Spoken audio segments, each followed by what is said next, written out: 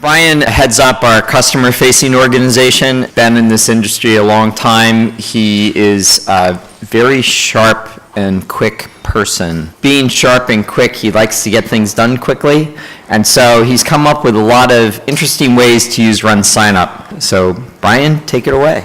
Can the people in the back hear me? No. Perfect. All right, so I'm Bryan Jenkins. Some of you guys may know me, some of you may not know me, but I work with, we did quick math. It was around 9,000 races last year. So my joke is that if you give me an idea and I've not heard of it, it's either genius or it's terrible. There's no in between at this point. So the purpose that I am today is I have a list of things that I guarantee you I'm going to get you on at least one, probably two things you don't need to do, and some of you it may be a much larger, longer list. I'm going to start slow, and then I'm going to start accelerating and making it more and more difficult. Now, the nice thing is that after this, we're going to email you guys these the tips and tricks with links and explanations on like how to get there. So I don't really want you to feel like you need to take a lot of notes because you're not going to miss this. The note might be like the item that we discussed, not necessarily the exact how to do it, because we'll give you the how to do it afterwards. So it's more like, hey, this seems interesting. All right. So we're going to start with the easy stuff. So the easy stuff is, first thing is, if you were trying to find something in the system, use the search box. So you can't remember where coupons are, type it in. Easy. Next one, this is another one that will save you a ton of time.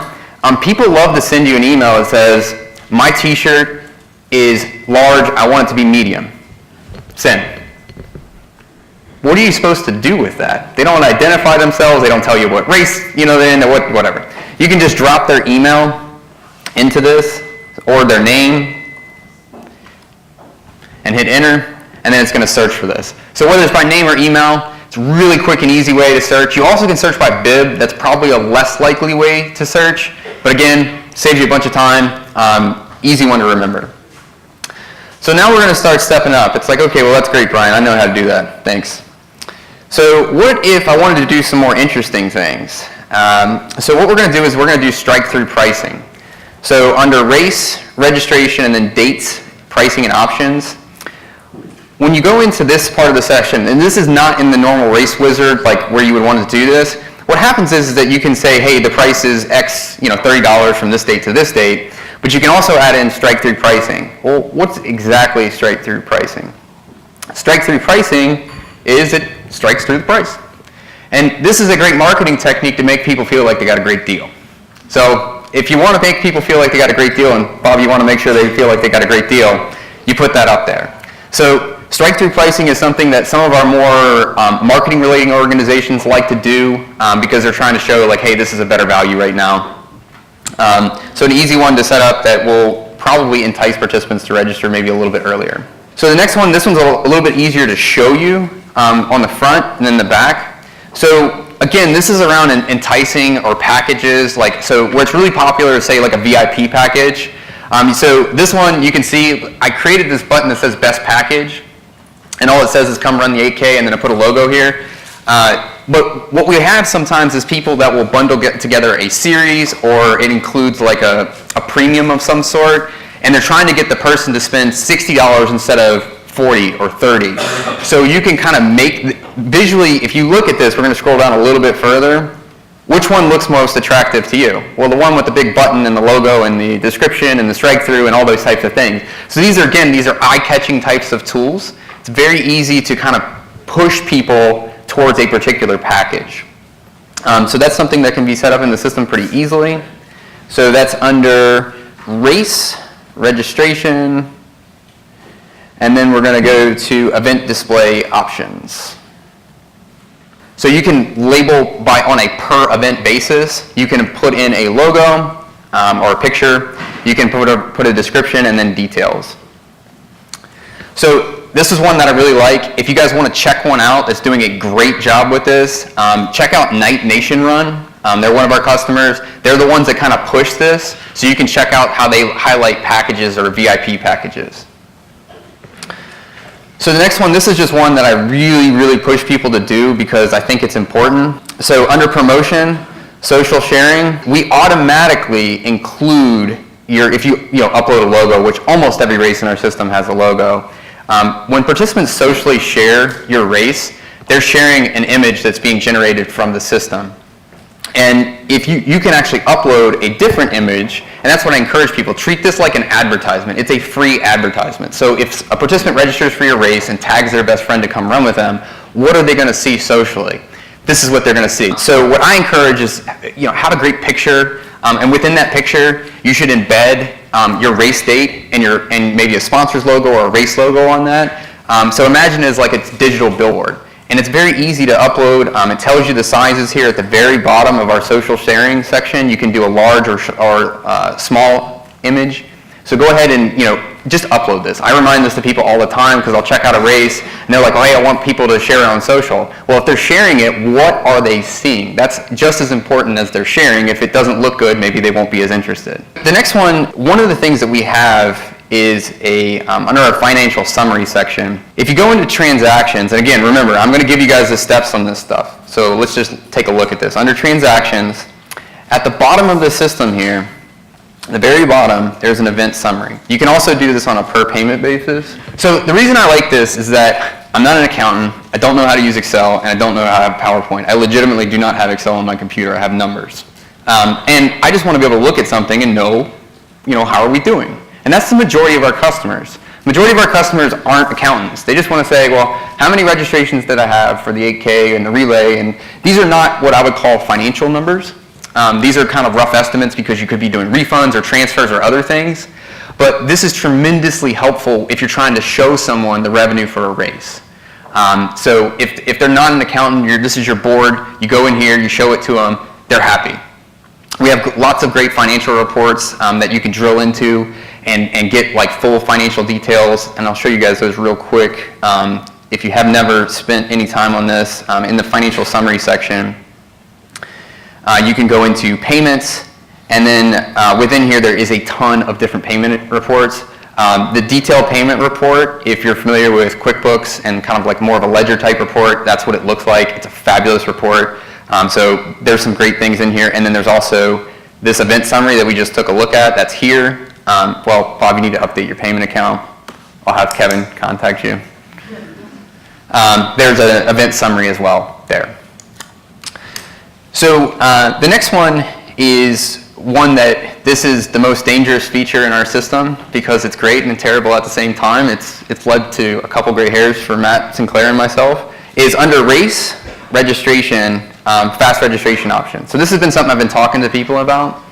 The idea is that we have a fundamental issue in that we all want to collect lots of information from our participants. Well, guess what? They don't want to give that to us. They just want to register and pay and move on with their life. So what we've done is we've started having people experiment with, based off their device or time frames, such as close to the race, you can decide if you want to collect less registration information. And so what Bob has on here is the first option is enable quick registration on mobile. So the concept behind that is if the system detects mobile, which it detects mobile by screen size, we're going to kind of skip these questions. And the reason this is dangerous is because you're going to send me an email saying, hey, Brian, I'm missing this information from random people. And that's the way it's going to appear, right? Because we don't inherently know who's going to register on their mobile phone. So you have to make peace with the fact that you're not going to have all the information if you turn these things on. And the reason it's dangerous is that you can cut off things like, t-shirts, and now randomly there's going to be people missing t-shirt size. So where I really like this the best is I really like this within a particular date range, because one of the concepts that we're pushing is people to leave registration open longer and stop pushing people to paper or kiosks and things. Is that within a particular date range we've decided we're going to collect less information at that point. And so that's why I wanted to highlight this. It's something that came out and a few people dug into, but I think it's just a good reminder that this is here. And what we're seeing from a statistical standpoint is about 33% of our transactions are mobile, but 60 to 62% of our traffic is mobile. So there's a big disconnect with that, and the reason is because people aren't converting on mobile. And these are the types of concepts that you have to get into to say, hey, am I willing to collect less information to get more registrations? Going into some of the more kind of nuanced things here. So within the dashboard here, this will immediately break down how many people paid online, how many $0 entries, likely coupon entries did you have, and then imported, so your paper entries you've typed in or spreadsheets. So if you want a quick and dirty breakdown, you can click a button and you have that there. The next one, this one is a Natalie Young special. So if you collect less information from your participants, one of the big hot things for the larger races is they will charge $10 to mail a bib. And I will gladly pay $10 to not go to an expo, most of the time. I don't want to go, I just want my stuff, I want to show up to the race, I don't want to deal with any of that stuff. And the bigger the city you live in, the more likely people are willing to pay $10 to not get their bib. Well, the problem is that people will put in an address that they actually can't collect items from. So they can't receive things. So one of the options that we have in the system is shipping. So you can actually turn on different settings within the systems to verify that their shipping address is in fact correct. And that's just a huge, huge benefit. And if you haven't heard about or checked out any of the races, when you go to like DC, New York City, San Francisco, where traffic is horrible and going to a packet pickup, you can see that more and more of the races are doing these types of things. So it's definitely something to take a look at. If you haven't done, if you're interested in it, Natalie knows all about it. She ships tens of thousands of bibs to people, even if they don't want them. The next one is that we, as a company, see it's starting to happen is more and more people are starting to use RunSignUp as their primary website. We love that. We don't want people to pay external services for the websites. It's not for our own benefit per se. It's because we can help you more. And with our new designers coming on staff, they're going to look. The pages are going to look great. They're going to look crisp, and it's going to represent you and your race really well. So one of the things that you can do is under race page, and race URL is you can set up short URLs. So the short URLs are no different than like if you go to GoDaddy and say, hey, I want to buy Bryan.com. Well, unfortunately, Bryan.com is taken. So in RunSignUp, it's the same thing. It's first come, first serve. So you can go in here and set up short URLs. So you can see he's got coffee run. This is great for advertising and things like that. I do recommend still buying your own domain, and you can redirect your domain to your RunSignUp page if you were to use it as your primary website. But there is an option in here, and I thought it was important to point out that there's a short URL capability. It also works with bike sign up and try sign up. Yeah, yes, good point. Works with bike sign up, try sign up, all the other subsystems that we have, so you can do those. So one of the other things that I like is bib validation. So if you guys are, and we're seeing a lot more people using our bib assignment tools, whether that's our check-in tools, which we've got some sessions on to talk about that, but also, some of the races they're pre-assigning bibs by alphabetical or chronological order, and they want to set ranges. You can do that. And so the simple idea around bib validation is you can say, hey, we're only going to use bibs between 1 and 500. So if there's a bib number trying to be entered outside of your range, it would throw an error. So it's a very simple way to do that. There is some complicated nuances within that. So like if I sign up for the 10K and I want to transfer down to the 5K, does that bib, do I get a new bib issued and things? And there's some settings in here about not reassigning bibs. I've got another one that is a Natalie special. She asked me specifically to do this one, and I had never used it myself. She says it's awesome. So under actions, shared reports. So the idea of this is if you have you can share a specific coupon report so that if you've got someone that needs to know, all they need to know is the usage of a particular coupon, you can share that with them.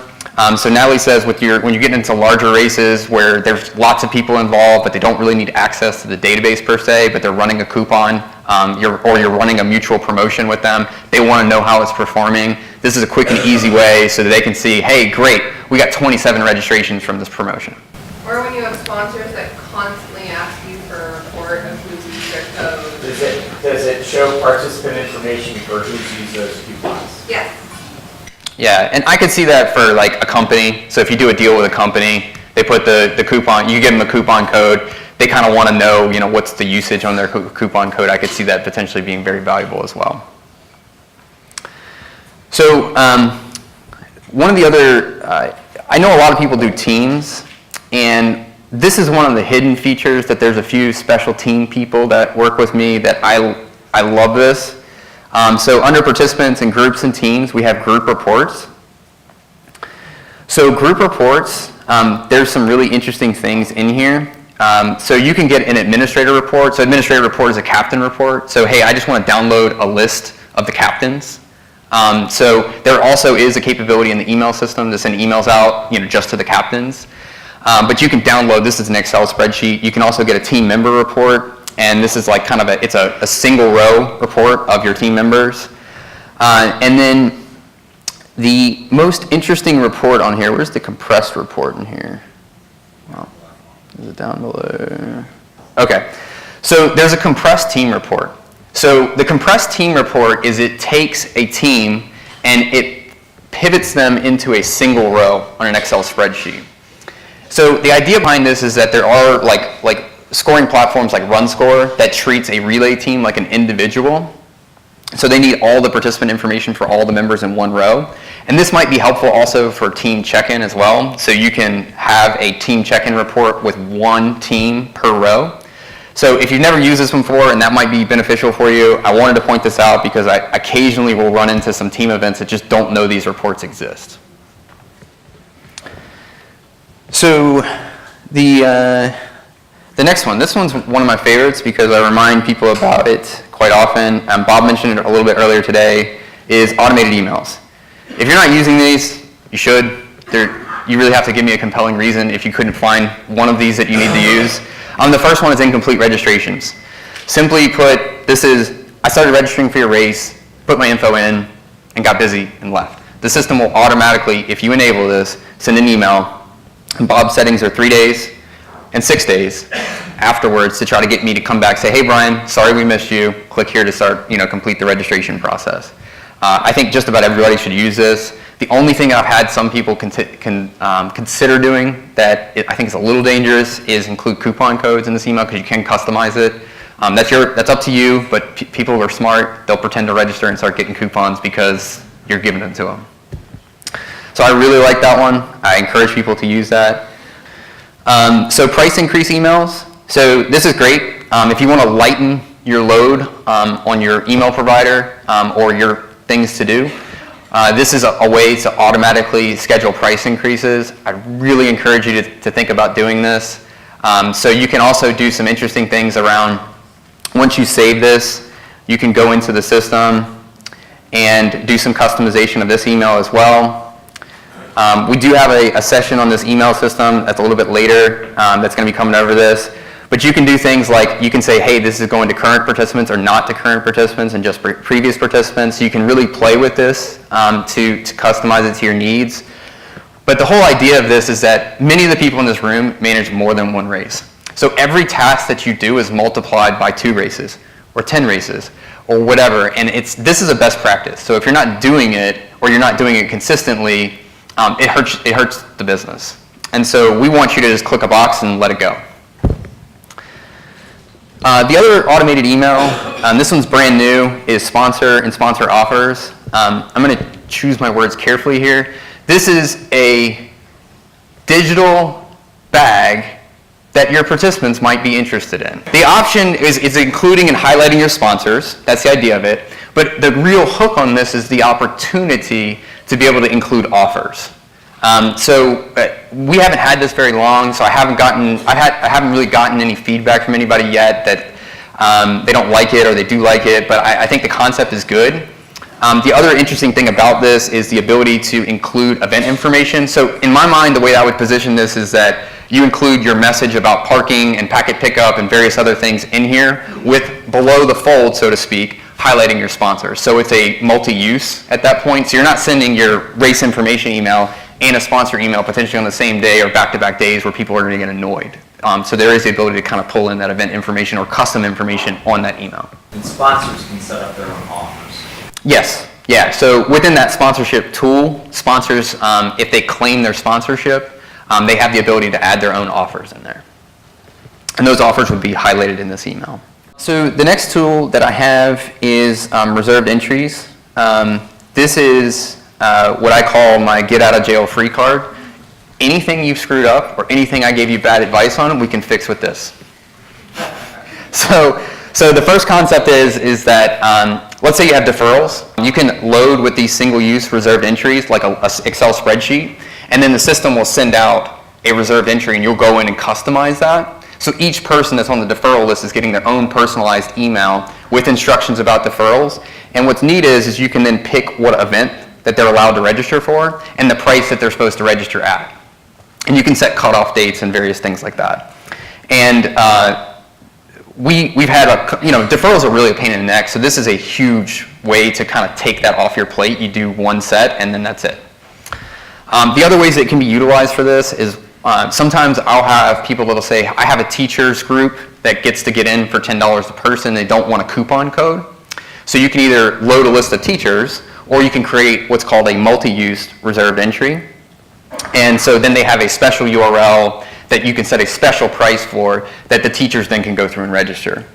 And the other neat thing within that is you can even set it to a particular team as well, so that's super helpful. So they don't even, when they click on that URL, they're in the correct event, they're on the team they're supposed to be, and the price is preset for them. So hopefully they can get through the process. It's like, we can't make it but so easy. But I love this tool. That's just like ideas. So it's one of these things that if you go in and play with it, you'll figure out like lots and lots of different ways to use it.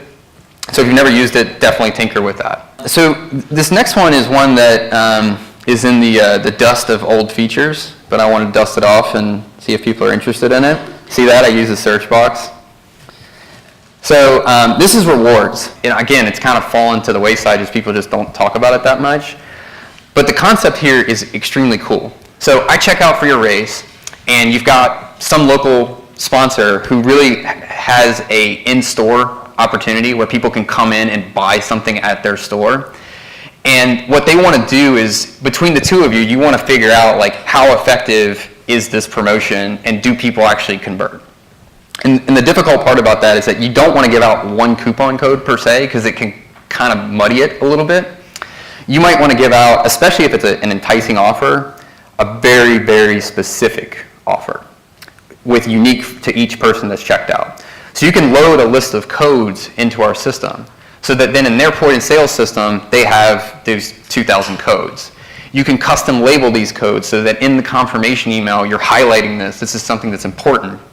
And people can then take this information, they show up to the store, they're given their unique code, and you guys can really see those conversions happening. So that's what I really like about this is that you can get pretty creative with this. It probably works best in a point of sale that someone that can load codes, and some point of sale systems aren't that sophisticated, but there's probably lots of other ways you could potentially utilize this where you need a unique dynamic code for each participant after they check out could be used by this. The last one, I'm going to show you guys what this looks like on Scott Coffey's race. So there's a button here that says manage your registration. This is just one of many, many, many concepts. So on your page, you have the ability to add content from within RunSignUp, and the way you do that is what's called a widget. So within the system, you go into promotions, widgets, and you would create a widget. And quite often, what most people are doing is like, hey, I want to embed the RunSignUp system onto my website. Well, what you can do is say, I have custom things such as the idea of manage your registration is like a participant could go in and manage their fundraiser or transfer, defer, whatever options you might have. You can build a widget, and within that widget is the option to build the RunSignUp form here. Natalie, where is this on here? Is it runner profile? There it is. So there's all these different functions within here that you can do. And once you save it, it gives you a number. Right now it's a 4-digit number, but after this it's going to be a 5-digit number. So what happens is that within the system, you can add custom content, which more and more of you guys are doing. So I want to add my course map, I want to add a picture, whatever. And if you add a page, one of the options that you have is, YouTube and Instagram, but it's a RunSignUp widget. And then you just plug in this widget ID. And I realize this is somewhat complicated sounding. We're happy to help you with this, and we're going to include steps on this. But I love the idea of being able to pull custom content, potentially even from other RunSignUp pages, into a page. And it's just one of the things that some of our more power users are doing to be able to get more out of the RunSignUp system. So that is my time. Nice job, Bryan.